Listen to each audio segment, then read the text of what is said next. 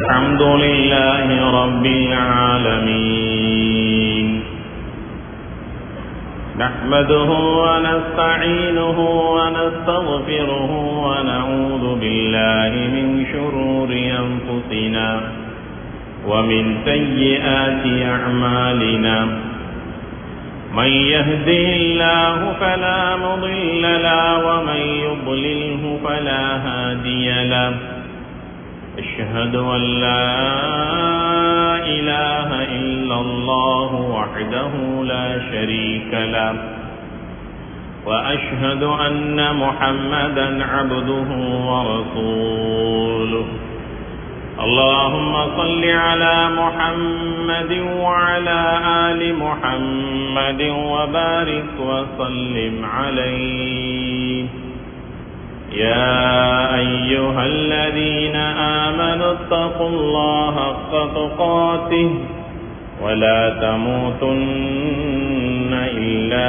وأنتم مسلمون أما بعد فقد قال الله تعالى في كلامه الكريم أعوذ بالله من الشيطان الرجيم بسم الله الرحمن الرحيم إن أول بيت وضع للناس للذي ببكة مباركا وهدى للعالمين فيه آيات مقام إبراهيم ومن دخله كان آمنا ولله على الناس حج البيت من استطاع إليه سبيلا ومن كفر فإن الله غني عن العالمين صدق الله العظيم قال النبي صلى الله عليه وسلم الحج المبرور ليس له جزاء إلا الجنة وقال النبي صلى الله عليه وسلم الحجاج والعمار وفد الله أو كما قال عليه الصلاة والسلام அளவற்ற அருளாளனும் நிகரற்ற அன்புடையோனுமாகிய எல்லாம் வல்ல அல்லாஹ்வுக்கு தபாரக் வ தஆலாவின் பெயரால் இன்றைய குத்பா பிரசங்கத்தை ஆரம்பம் செய்கிறேன். எல்லா புகழும் புகழ்ச்சியும் உலகத்தை படைத்து பரிபாலித்துக் கொண்டிருக்கக்கூடிய வல்லனாம் அல்லாஹ்வுக்கு தபாரக் வ தஆலா ஒருவனுக்கே உரித்தானது. அல்ஹம்துலில்லாஹ். சாந்தியும் சமாதானமும் எம் உயிரிலும் மேலான அண்ணலம் கண்மணி நாயகம் ஸல்லல்லாஹு அலைஹி வஸல்லம் அவர்கள் மீதும் அவர்களுடைய வாழ்வை முழுமையாக பின்பற்றி நடந்த உத்தம சஹாபாக்கள், தாபிஈன்கள், தபஉ தாபிஈன்கள், முத்தகீன்கள், நல்லோர்கள் நம் அத்தனை பேரின் மீதும் எல்லாம் வல்ல அல்லாஹ்வுக்கு தபாரக் வ தஆலாவின் சாந்தியும் சமாதானமும் மக்ஃபிரத்தும் உண்டாவதாக வேண்டியதன் பின்னால் புனிதமான ஜும்ஆவுடைய கடமையை நிறைவேற்றுவதற்காக அல்லாஹு தஆலாவின் மாளிகையில் வீற்றிருக்கும் அல்லாஹ்வின் நல்லடியார்களே, தக்வாதாரிகளே, அல்லாஹ்வுக்கு தபாரக் வ தஆலா எந்த நலவான கர்மங்களை எடுத்து நடக்குமாறு நமக்கெல்லாம் ஏவிருக்கின்றானோ அவனுடைய ஏவல்களை நம்முடைய வாழ்க்கையில் எடுத்து நடந்து கொள்ளுமாறும் எந்த விடயங்களிலிருந்து முழுமையாக நம்மை பாதுகாத்துக் கொள்ளுமாறு அல்லாஹ்வுக்கு தபாரக் வ தஆலா எம்மை பார்த்து தடை உத்தரவு பிறப்பித்திருக்கிறானோ அவ்வாறான தீய செயல்களிலிருந்து முழுமையாக நமது ஆன்மாவை பாதுகாத்துக் கொள்ளுமாறு முதலாவதாக இவ்வழியே எனக்கும் அப்பால் உங்களுக்கும் வசியத்தென்று நல்ல உபதேசம் செய்து கொள்ளுகின்றேன். எல்லாம் வல்ல அல்லாஹ் நம் அனைவருக்கும் ரஹ்மத் செய்தருள்வானாக. எம் பாவங்கள் அனைத்தையும் மன்னித்தருள்வானாக. இந்த இடத்தில் எங்களை எல்லாம் ஒன்று சேர்த்ததை போன்று நாளை சுவர்க்கத்திலும் நம்மை சார்ந்தவர்களையும் ஒன்று சேர்த்தருள்வானாக. இந்த மஸ்ஜிதினுடைய இஸ்தாபகர்களுக்கு, பவுண்டர்ஸுகளுக்கு அல்லாஹ் ரஹ்மத் செய்வானாக. கண்ணியத்திற்குரிய அல்லாஹுடைய நல்லடியார்களே, அன்பான சகோதரர்களே, இந்த உலகத்தில் அல்லாஹ்வுக்கு மிக மிக விருப்பமான இடம் எது என்று நபிகள் நாயகம் ஸல்லல்லாஹு அலைஹி வஸல்லம் அவர்கள் எங்களுக்கு கூறுகிறார்கள். அஹப்புல் பிலாதி இலல்லாஹ் மசாஜிதுஹா, இந்த உலகத்தில் அல்லாஹ்வுக்கு ரொம்ப விருப்பமான இடம் அல்லாஹுடைய மாளிகைகளாக இருக்கின்ற மஸ்ஜிதுகள் என்று அல்லாஹு தஆலா கூறுகிறார். அல்லாஹுடைய தூதர் ஸல்லல்லாஹு அலைஹி வஸல்லம் அவர்கள் கூறுகிறார்கள், மஸ்ஜிதுகள் என்பது அல்லாஹுவை சுஜூதி செய்கின்ற இடங்கள். இங்கே அல்லாஹுடைய ரஹ்மத்துடைய மலக்குகள் நிறைந்து குவிந்து காணப்படுகிறார்கள். அதனால்தான் அல்லாஹும்ம அஃப்தஹ்லி அபுவாப ரஹ்மதி, யா அல்லாஹ் உன்னுடைய வீட்டுக்குள்ளே நான் நுழைகிறேன், உன்னுடைய மேலான ரஹ்மத்துடைய பாபுகளை கதவுகளை எனக்கு திறந்து விடியா அல்லாஹ், உன்னுடைய ரஹ்மத்தை கொண்டு என்னை நீ அரவணைத்து என்னை பாக்கியம் உள்ளவனாக உன்னுடைய ரஹ்மத்துக்குரியவர்களாக என்னை ஆக்கிவிடு என்று இந்த துஆவை ஓதிக்கொண்டே மஸ்ஜிதுக்குள்ளே நுழையுங்கள் என்று நபிகள் நாயகம் ஸல்லல்லாஹு அலைஹி வஸல்லம் சொன்னார்கள். அல்லாஹுடைய மஸ்ஜிதுக்குள் எந்த பள்ளிக்குள் நாங்கள் நுழைவதாக இருந்தாலும் வலது காலை உள்ளே வைத்து அல்லாஹும்ம அஃப்தஹ்லி அபுவாப ரஹ்மதிக், யா அல்லாஹ் ரஹ்மத்துடைய வாசல்களை எனக்கு திறந்து விடு என்ற ஆழமான துஆவை ஓதிக்கொண்டு நாங்கள் மஸ்ஜிதுக்குள்ளே நுழைய வேண்டும். அது அல்லாஹுடைய வீடு. அவனுக்காக நல்லடியார்களாகி இறைவனை வணங்கக்கூடிய இபாதுர் ரஹ்மான், ரஹ்மானுடைய அடியார்கள் வணங்கக்கூடிய அல்லாஹுவை இபாதத் செய்யக்கூடிய அவனுடைய வீடு, அல்லாஹுடைய ரஹ்மத்துடைய மலக்குகள் நிறைந்து காணப்படுகின்ற இடம், ஷைத்தான்களை விட்டும் பாதுகாக்கப்பட்ட ஒரு இடம் அல்லாஹுடைய மஸ்ஜித். எனவேதான் அல்லாஹுடைய நபி கண்மணி நாயகம் ஸல்லல்லாஹு அலைஹி வஸல்லம் சொல்லுகிறார்கள், அஹப்புல் பிலாத் இலல்லாஹ், ஊர்களிலேயே இடங்களிலேயே அல்லாஹ்வுக்கு மிக மிக விருப்பமான இடம் மசாஜிதுஹா, அவனுக்காக அடியார்கள் சுஜூது செய்கின்ற மஸ்ஜிதுகளாகும் என்று கூறிய நபிகள் நாயகம் ஸல்லல்லாஹு அலைஹி வஸல்லம் சொன்னார்கள், வஅப்கத், அல்லாஹ்வுக்கு மிக மிக கோபத்தை உண்டு பண்ணக்கூடிய இடங்களும் இந்த பூமியிலே இருக்கின்றன. அல்லாஹ்வுக்கு கோபத்தை உண்டு பண்ணக்கூடிய இடங்கள் என்ன? கடை தெருவுகள், பஜார்கள் என்று நபிகள் நாயகம் ஸல்லல்லாஹு அலைஹி வஸல்லம் சொல்லிவிட்டு சொன்னார்கள். ஷைத்தான்கள் வாழும் இடம் என்று சொல்லிவிட்டு சொன்னார்கள். தெருவோரங்களில், கடை தெருவுகளில், பஜார்களில் நீங்கள் செல்லுகின்ற போது லா இலாஹ இல்லல்லாஹு வஹ்தஹு லா ஷரீக லஹு லஹுல் முல்க் வலஹுல் ஹம்த் வஹுவ அலா குல்லி ஷைஇன் கதீர் என்ற தஸ்பீஹை ஓதிக்கொண்டு நீங்கள் பஜாருக்குள்ளே செல்லுங்கள். ஷைத்தானுடைய தீங்கிலிருந்து அல்லாஹ் உங்களை பாதுகாப்பான் என்று நபிகள் நாயகம் ஸல்லல்லாஹு அலைஹி வஸல்லம் அவர்கள் அல்லாஹ்வுக்கு வெறுப்பூட்டக்கூடிய அந்த பஜாரினுடைய தீங்கிலிருந்து பாதுகாப்பதற்கான வழிகளை எங்களுக்கு சொல்லி தந்திருக்கிறார்கள். கண்ணியத்திற்குரியவர்களே, இந்த உலகத்தில் அல்லாஹ்வை வணங்குவதற்காக கட்டப்பட்ட பள்ளிகள், கோடான கோடி பள்ளிகள் இந்த பூமியெல்லாம் நிறைந்து காணப்படுகின்றன. இந்த உலகத்தில் முதலாக அல்லாஹ்வை வணங்குவதற்காக கட்டப்பட்ட பள்ளி எது தெரியுமா? இன்ன அவ்வல பைத்தின் உதிஅ லின்னாஸ் லல்லதி பிபக்கத முபாரகன் வஹுதன் லில் ஆலமீன், உலக மக்களுக்கு நேர்வழி காட்டக்கூடிய பரக்கத் பொருந்திய ஒரு மஸ்ஜிதாக அல்லாஹு தஆலா மக்காவிலே இருக்கின்ற அந்த புனிதமான கஅபாவை அல்லாஹ் நிர்மாணித்தான் என்று அல்லாஹ் சொல்லி காட்டுகிறான். அபூதர் அல் கிஃபாரி ரலியல்லாஹு தஆலா அன்ஹு அவர்கள் நபிகள் நாயகம் ஸல்லல்லாஹு அலைஹி வஸல்லம் அவர்களிடத்திலே வருகிறார்கள். நபியே நாயகமே, இந்த உலகத்தில் அல்லாஹ் முதலாக அவனை வணங்குவதற்காக நிர்மாணித்த மஸ்ஜித் எது என்று கேட்கிறார்கள். நபிகள் நாயகம் ஸல்லல்லாஹு அலைஹி வஸல்லம் சொன்னார்கள், மஸ்ஜிதுல் ஹராம், கஅபாவிலே இருக்கின்ற அந்த கஅபத்துல்லாவை அதை சுற்றி இருக்கின்ற இடங்களும் மஸ்ஜிதுல் ஹராம் என்ற பெயரோடு கண்ணியமாக அது நிர்மாணிக்கப்பட்டிருக்கிறது. இதுதான் இந்த பூமியிலே முதலாக கட்டப்பட்ட பள்ளி என்று நபிகள் நாயகம் ஸல்லல்லாஹு அலைஹி வஸல்லம் சொல்லிவிட்டு சொல்லுகிறார்கள். இந்த மஸ்ஜிதை மலக்குகள் கட்டினார்கள். அதற்கு பிறகு ஆதம் அலைஹிஸ்ஸலாம் அவர்கள் இதற்கு கல்லு வைத்தார்கள் என்று கஅபாவினுடைய அந்த கல்லை வைத்தவர்கள் ஆதம் அலைஹிஸ்ஸலாம் அவர்கள் என்று கூறுகிறார்கள். அபூதர் அல்-கிஃபாரி ரலியல்லாஹு தஆலா அன்ஹு அவர்கள் மீண்டும் கேட்கிறார்கள், சும்மா ஐயி யா ரசூலல்லாஹ், இந்த பூமியிலே முதலாக கஅபாவை அல்லாஹ் கட்டினான். அந்த கஅபாவுக்கு பிறகு இந்த பூமியில இரண்டாவது கட்டப்பட்ட பள்ளி எது என்று கேட்கிறார்கள். அது பலஸ்தீன்ல இருக்கின்ற மஸ்ஜிதுல் அக்ஸாவை அல்லாஹ் கட்டினான்.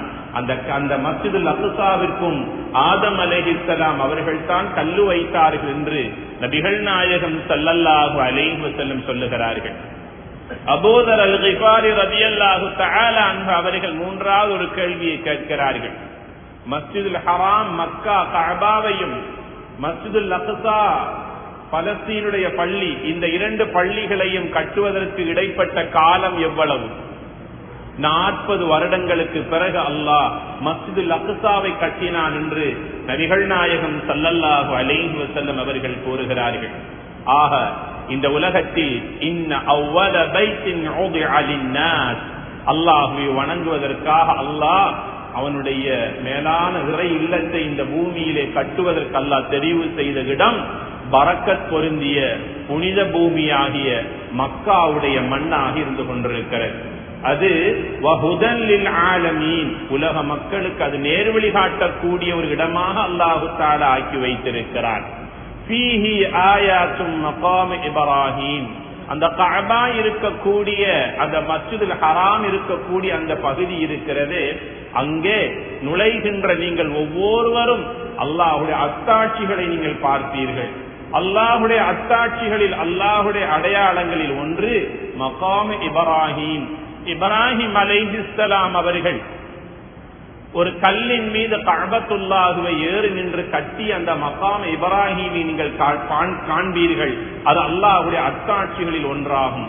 வமன் தகலஹு கான ஆமினா, மஸ்ஜிதுல் ஹராம் என்று சொல்லக்கூடிய அந்த புனித பகுதிக்குள் மஸ்ஜிதுக்குள் நீங்கள் நுழைந்து விட்டீர்களே ஆனால் அனைத்து விதமான தீங்குகளிலிருந்தும் ஆபத்துக்களிலிருந்தும் அல்லாஹ் உங்களை பாதுகாப்பான் என்று அல்லாஹ் குர்ஆனிலே கூறுகின்றான். வமன் தகலஹு கான ஆமினா, அதற்குள்ள யார் ஒருவர் நுழைந்து விட்டாரோ அனைத்து விதமான ஆபத்துக்களிலிருந்தும் அவர் பாதுகாக்கப்படுகின்றார்.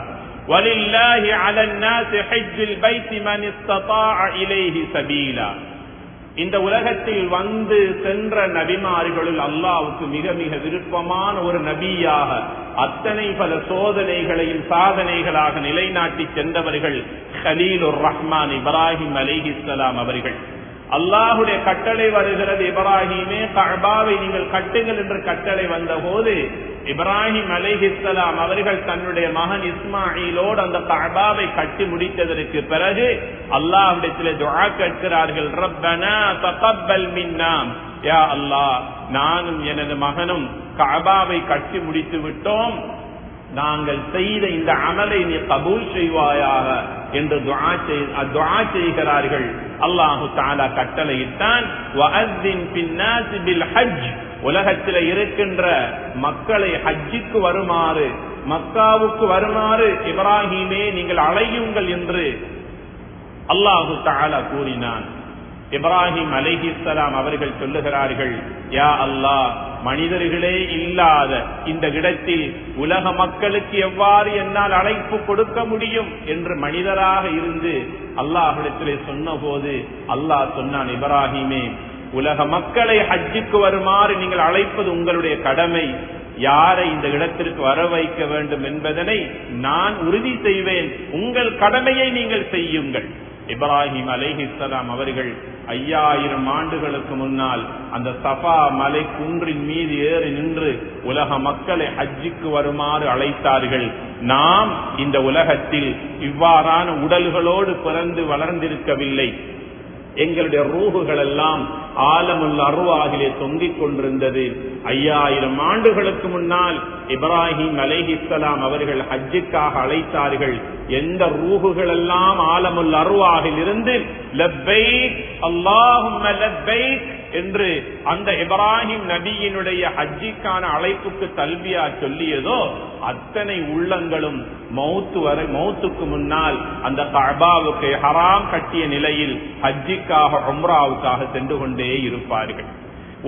ஒரு ஆத்மா, ஒரு உயிர் எத்தனை தடவைகள் அந்த லப்பைக்க சொல்லியதோ அத்தனை தடவைகள் அந்த கஅபாவின் பக்கமாக அவர் இஹ்ராம் கட்டுவார். கஅபாவை நோக்கி அந்த பயணத்தை, புனித பயணத்தை அவர் மேற்கொள்வார் என்பதனை இந்த வரலாற்று சம்பவத்தின் மூலமாக நாங்கள் விளங்கிக் கொள்ளுகிறோம்.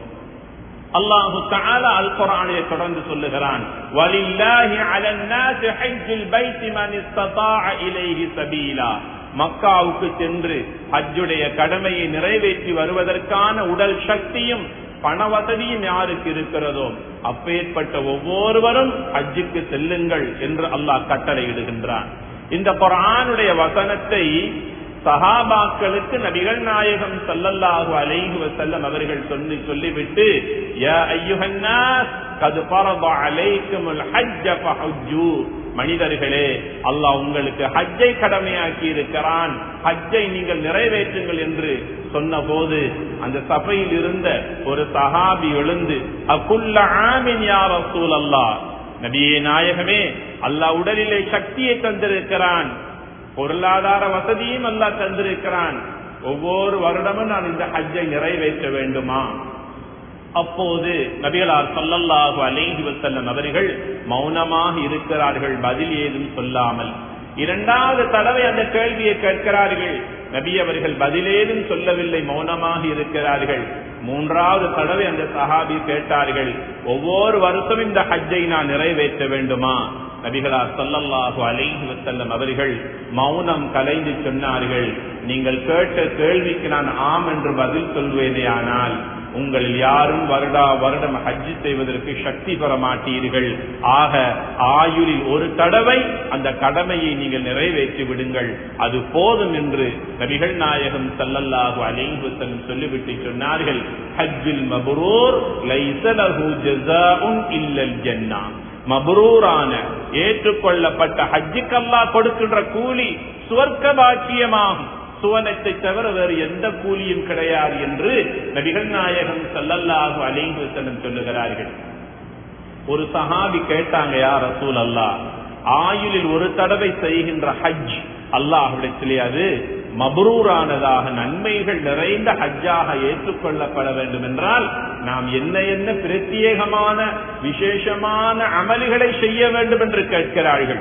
ஹஜ்ஜை போன்று ஒரு அமல் தான் உம்ராவும். உம்ராவை செய்தவர்கள், ஹஜ்ஜுடைய கடமை ஏற்கனவே நிறைவேற்றியவர்கள், இன்ஷா அல்லாஹ் நிறைவேற்றுவதற்கு தயாராக இருக்கின்றவர்கள், இந்த ஹதீஸை கொஞ்சம் மனதில் எடுத்துக் கொள்ளுங்கள்.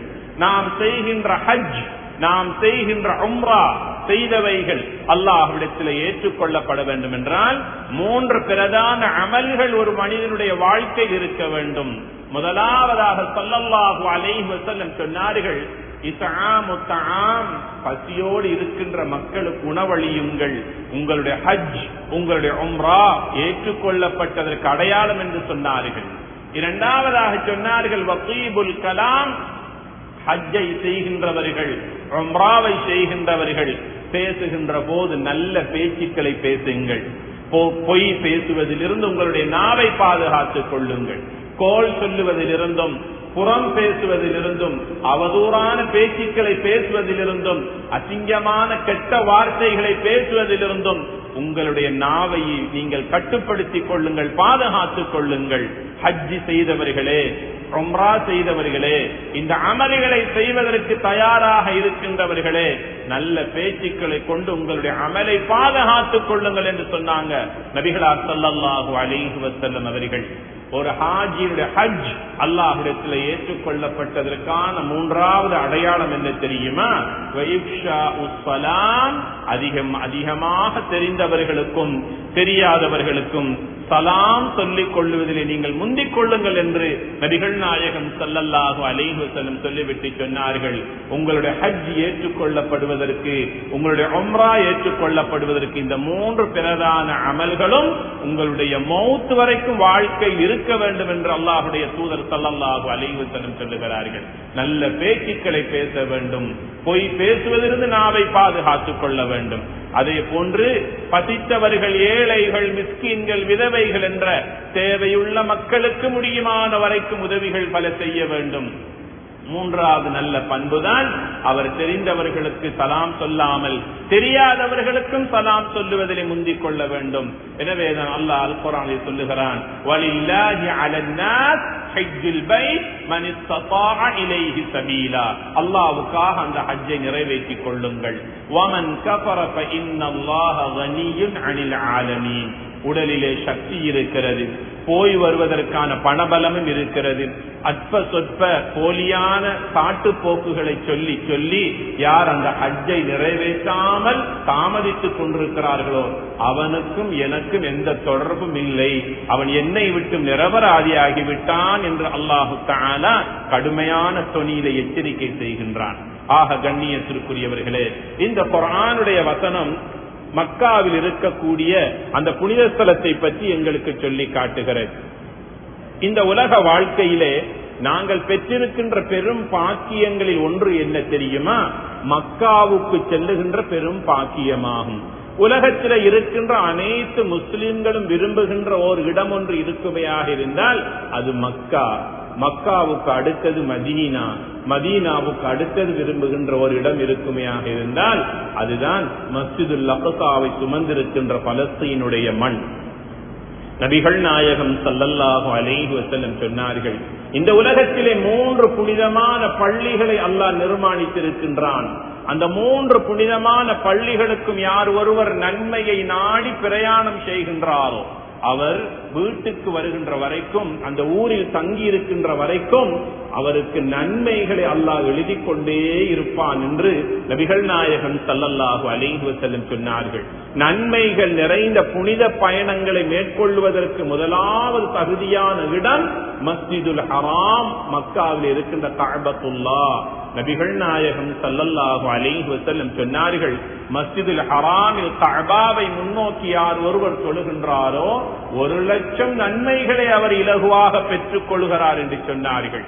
சொல்லிவிட்டு சொன்னார்கள், மஸ்ஜிதி ஹாதா, என்னுடைய மஸ்ஜிதாகிய மதீனாவில் இருக்கின்ற மஸ்ஜிது நபவியில் யார் ஒருவர் ஒரு தொழுகையை தொழுகின்றாரோ அவருக்கு 1000 மடங்கான நன்மைகள் எழுதப்படும் என்று ஸல்லல்லாஹு அலைஹி வஸல்லம் சொன்னார்கள். சொல்லிவிட்டு சொன்னார்கள், மஸ்ஜிதுல் அக்ஸாவிலே யார் ஒருவர் ஒரு தொழுகை நிறைவேற்றுகிறாரோ ஏனைய மஸ்ஜிதுகளில் தொழுகின்ற தொழுகையை விட 500 மடங்கு நன்மைகளை அவர் பெற்றுக் கொள்வார் என்று நபிகள் நாயகம் ஸல்லல்லாஹு அலைஹி வஸல்லம் அவர்கள் கூறியதாக ஸஹீஹ் முஸ்லிமில் இந்த ஹதீஸ் பதிவு செய்யப்பட்டிருக்கிறது. ஆக முழு உலக முஸ்லீம்களுடைய உள்ளத்தில் இருக்கின்ற ஒரு இடம், விருப்பத்திற்குரிய எந்த இடம் என்றால் அது மக்காவாகும். இப்ராஹிம் அலைஹிஸ்ஸலாம் அவர்கள் தன் மகனையும் தன் மனைவியையும் அந்த மக்காவிலே இருக்கின்ற கஅபாவுக்கு அருகாமையிலே நிப்பாட்டி வைத்து விட்டு அல்லாஹ்விடத்திலே கேட்ட துஆ ஒரு பிரபல்யமான ஒரு துஆ. அதை அல்லாஹ் தஆலா அல் குர்ஆனில் சொல்லி காட்டுகிறான், ரப்பனா இன்னி அஸ்கன்து மின் ذُرِّيَّتِي بِوَادٍ غَيْرِ ذِي زَرْعٍ عِندَ بَيْتِكَ الْمُحَرَّمِ. யா அல்லாஹ், கண்ணியங்கள் மாண்புகள் பொருந்திய இந்த உன்னுடைய மேலான அறத்திலே என்னுடைய மகனையும் என்னுடைய மனைவியை நான் நிப்பாட்டி வைத்திருக்கின்றேன். என் பிள்ளைக்கும் என் மனைவிக்கும் உன்னை தவிர வேறு யாராலுமே உதவி செய்ய முடியாத, அவர்களுக்கு பசி வந்தால் இலைகளையோ குலைகளையோ மரக்கறிகளையோ காய்களையோ கனிகளையோ தின்பதற்கு இங்க எந்த விதமான பயிர் பச்சைகளும் கிடையாது. யா அல்லாஹ், எந்த விதத்திலும் யாருடைய உதவியும் இல்லாத ஒரு பள்ளத்தாக்கில் என்னுடைய மனைவியை நான் நிப்பாட்டி வைத்திருக்கிறேன். என் அன்பு செல்வன் இஸ்மாயிலை நான் நிப்பாட்டி வைத்திருக்கிறேன். ரப்பனா லியுகீமுஸ் ஸலாஹ், எங்கள் இரட்சகனே அல்லாஹ் ஆகிய உன்னை ஸலா தொழக்கூடிய மக்களை இதிலிருந்து நீ உருவாக்குவாயாக. ஃபஜஅல் அஃபீதத்தம் மினன் நாஸ், உலகத்திலே வாழுகின்ற அனைத்து மக்களையும் தஹ்வி இலைஹிம், இந்த மக்காவின் பக்கமாக வருவதற்கான ஒரு ஆசையை, ஈர்ப்பு தன்மை நீ உண்டாக்கி வைப்பாயாக. வர்ஸுக்ஹும் மினஸ் ஸமராத், கனி வர்க்கங்களை கொண்டு அவர்களுக்கு நீ உணவளிப்பாயாக, ரிஸ்களிப்பாயாக. லஅல்லஹும் யஷ்குரூன், அவர்கள் உனக்கு ஷுக்ர் செய்வார்கள் என்று இப்ராஹிம் அலைஹிஸ்ஸலாம் அவர்கள் அந்த இடத்தில் இருந்து கேட்ட ஆழமான கருத்துள்ள துஆ பிரபல்யமானது. அதை அல்லாஹ் தஆலா அல் குர்ஆன் சொல்லி காட்டுகிறான். கண்ணியத்திற்குரியவர்களே, அல்லாஹ்வுடைய தூதர் ஸல்லல்லாஹு அலைஹி வஸல்லம் அவர்கள் துஆ செய்தார்கள். அல்லாஹும்ம பாரிக் லனா ஃபீ ஸமரினா, அல்லாஹும்ம பாரிக் லனா ஃபீ மதீனத்தினா. யா அல்லாஹ், எங்களுடைய மதீனாவிலே நீ பரக்கத் செய்வாயாக, எங்கள் மக்காவிலும் நீ பரக்கத் செய்வாயாக. நீ தருகின்ற உணவிலும், நீ தருகின்ற கனி வர்க்கங்களிலும், பல வகைகளிலும் எங்களுக்கு நீ பரக்கத் செய்வாயாக என்று நபிகள் நாயகம் ஸல்லல்லாஹு அலைஹி வஸல்லம் அவர்கள் துஆ கேட்டார்கள். இன்று மக்காவுக்கு செல்லுகின்ற லட்சோப லட்ச மக்கள் யாரும் பட்டினியோடு பசியோடு இருந்ததாக வரலாறு கிடையாது. காலத்துக்கு ஏற்றாற் போல அல்லாஹு தஆலா உலகத்தில் இருக்கின்ற அனைத்து இனிமையான ருசியான கனிவர்க்கங்களை கொண்டு மக்காவை அல்லாஹ் இன்றும் செழிப்பாக்கி இருக்கின்றான். நமது நாட்டிலே கிடைக்காத எத்தனையோ பல கனிவர்க்கங்கள், பல வகைகள் அங்கே கிடைக்கக்கூடிய ஒரு பாக்கியத்தை அல்லாஹ் வைத்திருக்கின்றான். இப்ராஹிம் அலைஹிஸ்ஸலாம் அவர்கள் கேட்ட துஆ. ஆக மக்கா என்பது அல்லாஹ்வுடைய அருட்பாக்கியம் நிறைந்த இடமாகும். அது அனைத்து முஸ்லிம்களுடைய உள்ளத்திலும் இருக்கின்ற ஒரு முஹப்பத்தை அல்லாஹ் வைத்திருக்கின்றான். உலகத்தில் இருக்கின்ற ஏதாவது ஒரு நாட்டுக்கு, ஒரு ஊருக்கு நாங்கள் சுற்றுலா பயணம் குடும்பத்தோடு செல்லுகின்றோம் என்றால், இரண்டாவது தடவை அந்த நாட்டுக்கும் ஊருக்கும் செல்வதை நாங்கள் யாரும் விரும்ப மாட்டோம். ஆனால் எத்தனை தடவைகள் ஒருவர் ஹஜ்ஜுக்காக சென்று வந்தாலும் அடுத்த தடவை நான் எப்போது இஹ்ராம் கட்டுவேன் இந்த மக்காவுக்கு வருவதற்கென்று மனித உள்ளங்கள் ஆசைப்படுமே தவிர இது எனக்கு போதும் என்று எந்த மனித உள்ளமும் திருப்தி அடையாது. மௌத்தாகின்ற வரைக்கும் எத்தனை தடவைகள் லப்பைக் அல்லாஹும்ம லப்பைக் லப்பைக் லா ஷரீக லக லப்பைக் இன்னல் ஹம்த வன் நிஅமத லக வல் முல்க் லா ஷரீக லக் இன்னல் ஹம்த வன் நிஅமா என்ற தல்பியாவை மொழிந்த நிலையில் மனித வாழ்க்கையில் எத்தனை தடவைகள் உம்ரா செய்தாலும், எத்தனை தடவைகள் ஹஜ்ஜி செய்தாலும் எந்த மனிதனுடைய உள்ளமும் திருப்தி அடையாது இது எனக்கு போதும் என்று. நாட்டுக்கும் வீட்டுக்கும் வந்ததற்கு பிறகு அந்த மக்காவை பற்றியே பேசிக் கொண்டிருப்போம். அந்த பசுமையான நினைவுகள் எங்களுடைய சக்கராத்துடைய நேரம் வரைக்கும் வந்து கொண்டே இருக்கும். இப்ராஹிம் அலைஹிஸ்ஸலாம் அவர்கள் துஆ கேட்கிறார்கள், ஃபஜஅல் அஃஇதத்தம் மினன் நாஸ் தஹ்வி இலைஹிம்.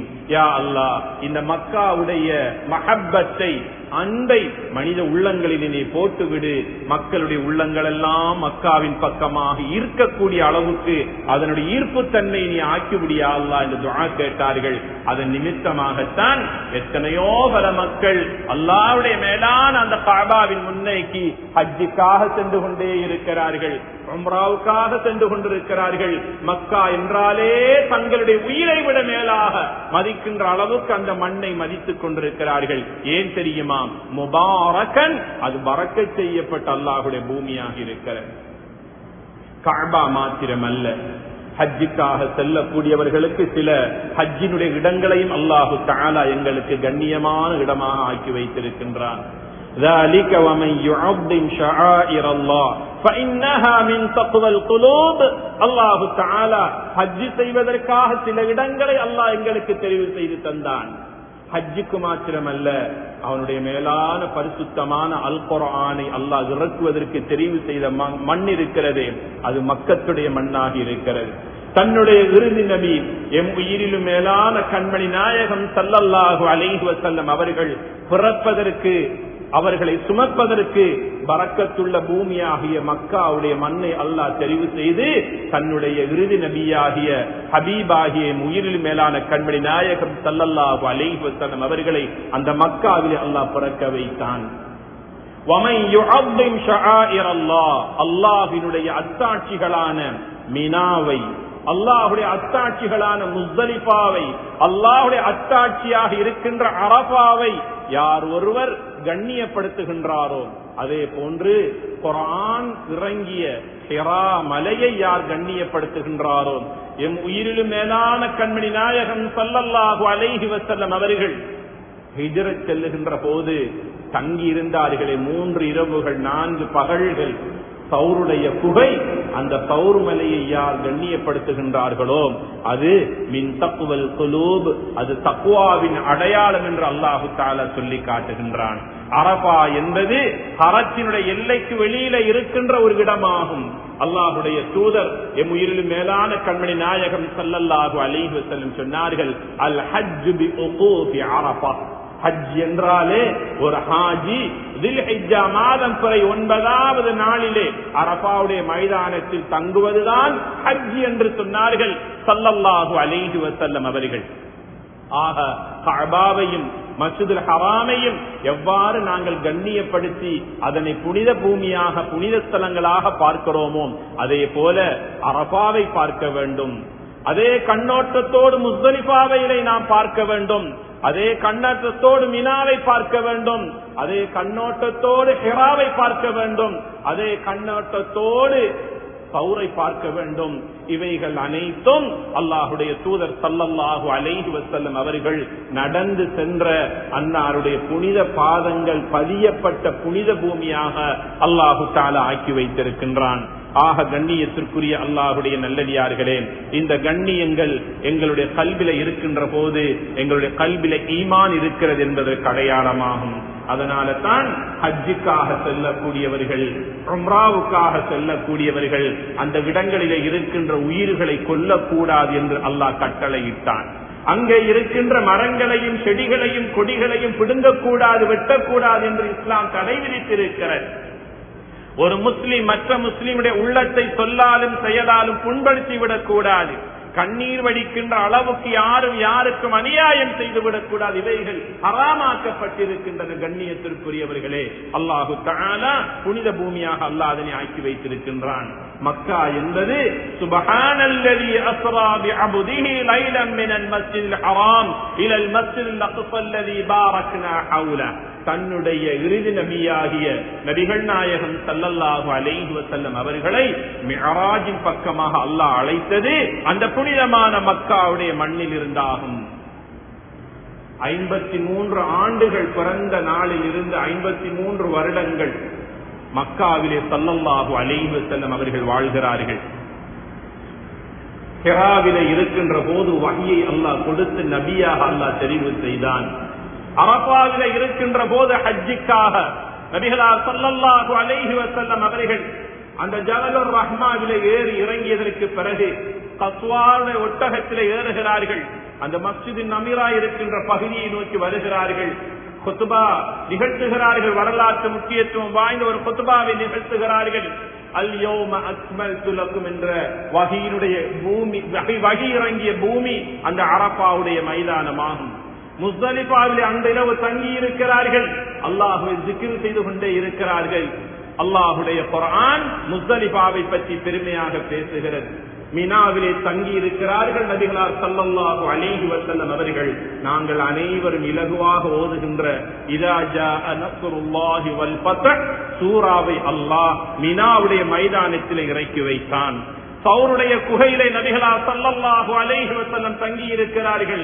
லா தஹஸன் இன்னல்லாஹ மஅனா, அல்லாஹ் எங்களோடு இருக்கிறான், அபூபக்கரை நீங்கள் பயப்படாதீர்கள், கவலைப்படாதீர்கள் என்ற அந்த வசனத்தை கொண்டு தன்னுடைய தோழருக்கு அவர்கள் ஆறுதல் படுத்துகிறார்கள்.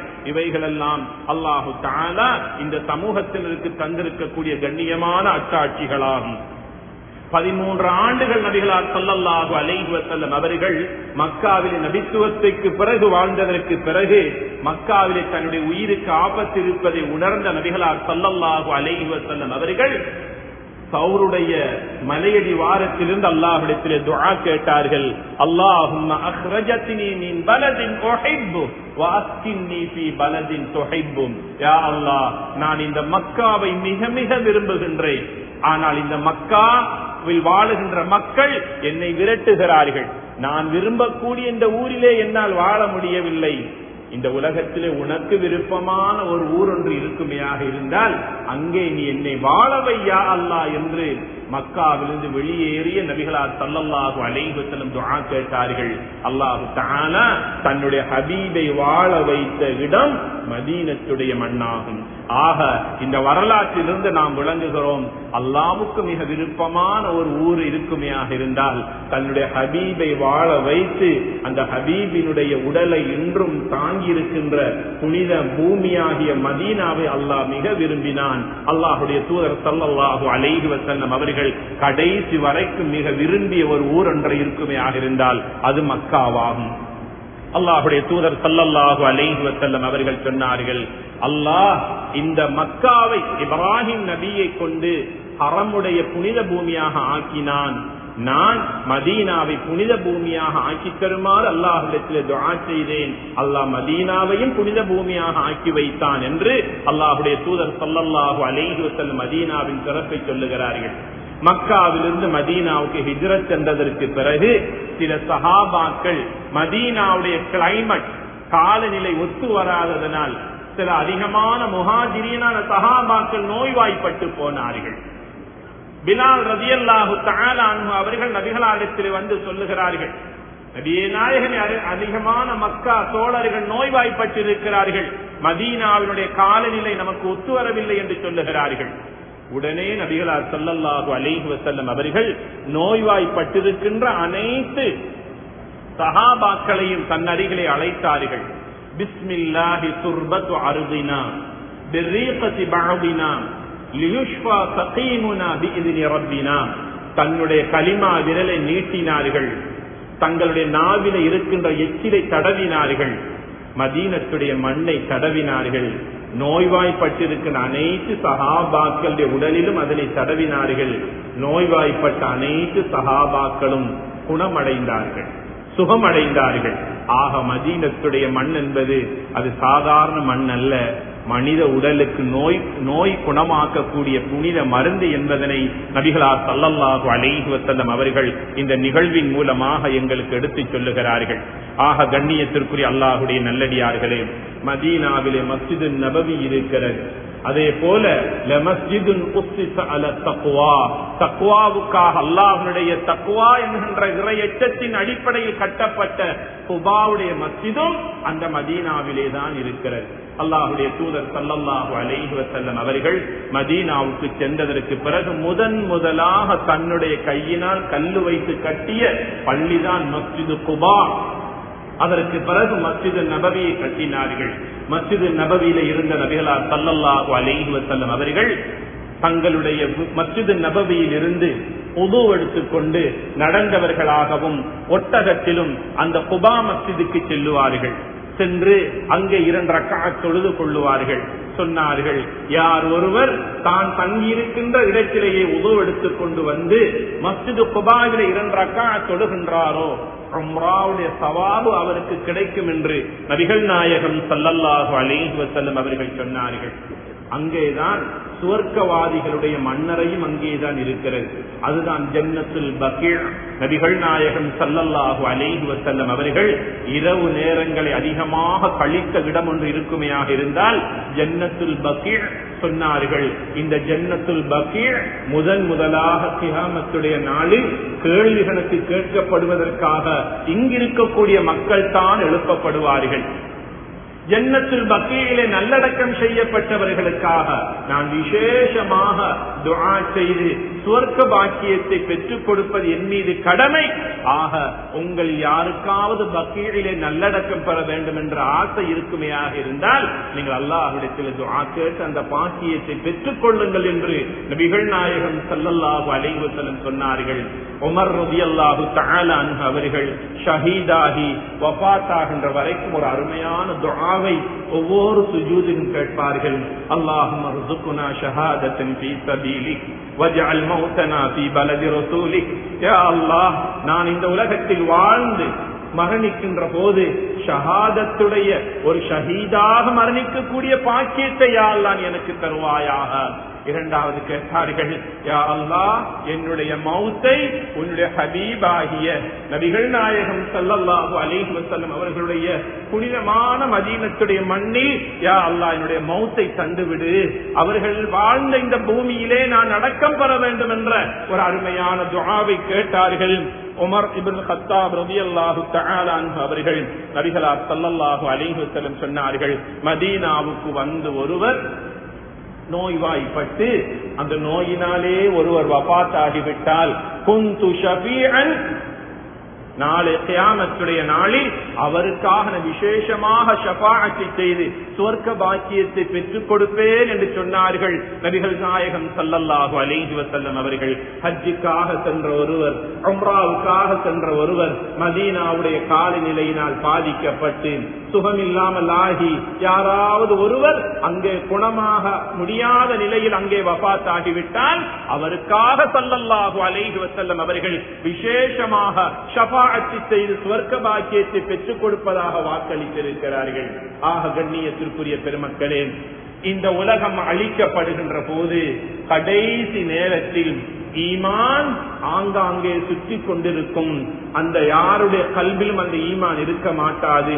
பொந்திலிருந்து வெளியே வந்த பாம்பை எல்லோரும் தடியெடுத்து அடிப்பதற்கு முனைகின்ற போது அந்த பாம்பு எவ்வாறு அந்த பொந்துக்குள்ளே ஓடி ஒளிவதற்கு தன்னுடைய இடத்தை நோக்கி ஓடி தன்னுடைய உயிரை பாதுகாத்துக் கொள்வதற்கு ஓடுமோ, இதே போன்றுதான் கியாமத்துடைய நாள் நெருங்குகின்ற போது, இந்த உலகம் அழிக்கப்படுகின்ற நேரம் வருகின்ற போது, ஈமானை கல்விலே சுமந்து கொள்வதற்கு இந்த பூமியில யாரும் இல்லாத போது பாம்பு எவ்வாறு தன்னுடைய உயிரை பொந்துக்குள்ளே போய் நுழைந்து பாதுகாப்பு பெற்றுக் கொள்கிறதோ, அதே போன்று ஈமான் என்கின்ற அந்த இறை விசுவாசம் மதீனத்துடைய மண்ணுக்குள்ளே நுழைந்து கொள்ளும்.